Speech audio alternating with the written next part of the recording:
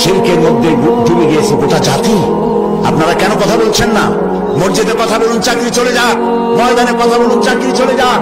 রাসূলুল্লাহ যেখানে দামদার মোবারক শহীদ অবস্থায় উঠবে আল্লাহর দরবারে, যেখানে রাসূলের কলিজার টুকরা মা ফাতেমার নয়নের মণি ইমাম হোসেন সমস্ত শরীরের মধ্যে অসংখ্য তীরের দাগ নিয়ে আল্লাহর দরবারে উঠবেন, হযরতে হামজা কলিজা ফাটা অবস্থায় আল্লাহর দরবারে উঠবেন, সাহাবায়ে কেরাম রক্তাক্ত দাগ নিয়ে আল্লাহর দরবারে উঠবে, তখন নাদুস নুদুস চেহারা নিয়ে আল্লাহ রাসূলের সামনে কিভাবে দাঁড়াবেন?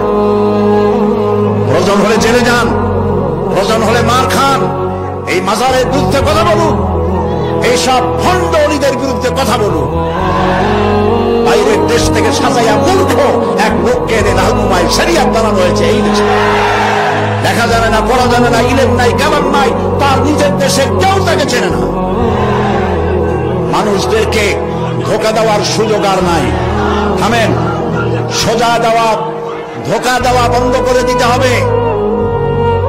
আজ পীর পূজা, মাজার পূজায় গোটা দেশ শিরকের মধ্যে মুবতলা হয়ে যাচ্ছে।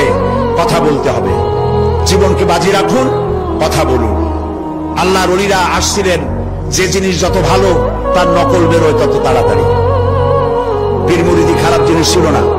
হযরত খাজা মঈনুদ্দিন চিশতি রহমাতুল্লাহ আলাইহ একদিকে পীর মুরিদি করেছেন, আর একদিকে পৃথিবীর বিরুদ্ধে